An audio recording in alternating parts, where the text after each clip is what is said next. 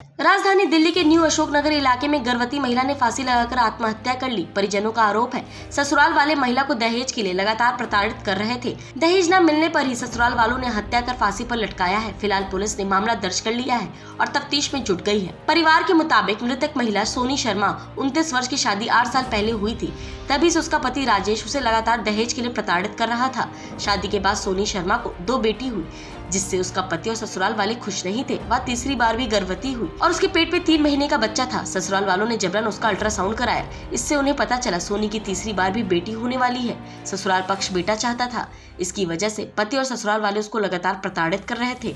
इतना ही नहीं, शादी के बाद से ही दहेज को लेकर उसे परेशान किया जा रहा था।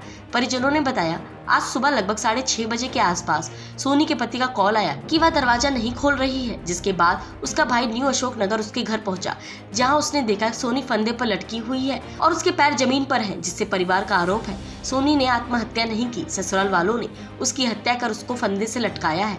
परिवार अब प्रशासन से न्याय की मांग कर रहा है और ससुराल में पति को सजा देने की गुहार लगा रहा है।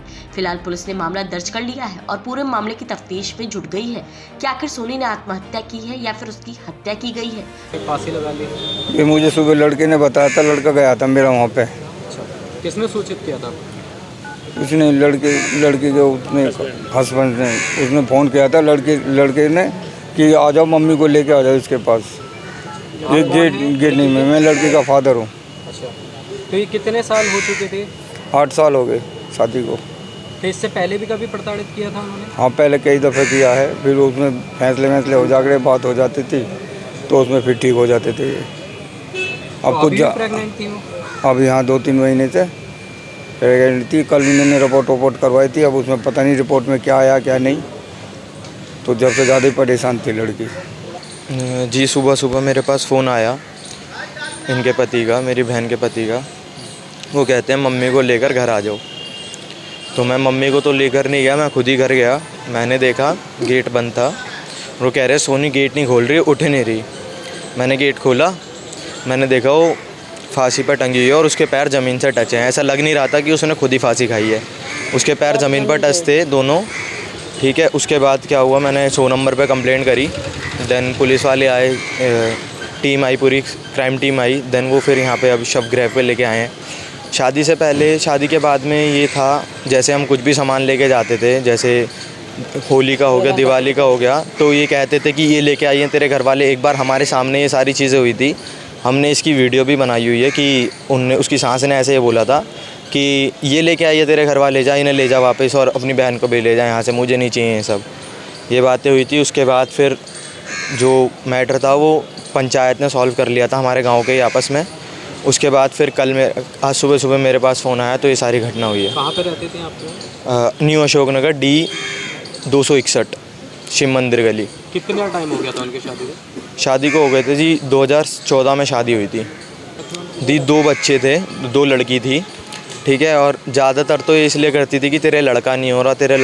ऑलरेडी 2 लड़की थी और अब भी वो प्रेग्नेंट थी। 2 दिन पहले अल्ट्रासाउंड कराया, मे बी उसमें कोई रिपोर्ट वगैरह आई हो, जिस वजह से वो सब कराया इन्होंने। और जब हमने शव उतारा तो उसके हाथ पर चोट का निशान था। मैं लड़की का फूफा हूँ और ये जो दुर्घटना हुई है बहुत ज़्यादा शर्मनाक है। लड़के वालों ने उसके अल्ट्रासाउंड कराए, लगातार अल्ट्रासाउंड कराए, जिसमें कि पहले उसके 2 लड़की थी। अभी करंट में फिर अल्ट्रासाउंड कराया और उसमें लड़की आई है।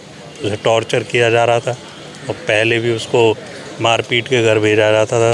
वो लड़का चाहते थे और दहेज की मांग कर रहे थे। उसे बहुत ज़्यादा परेशान किया जा रहा था, जिसकी वजह से ये दुर्घटना हुई है और उसको फांसी लगा के लटकाया गया है। किस समय का बात?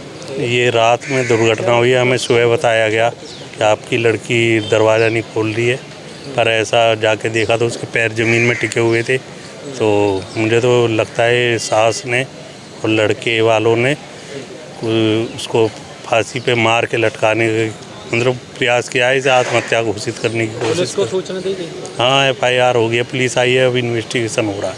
टॉप स्टोरी ब्यूरो के लिए दिल्ली से रवि डालिया की रिपोर्ट।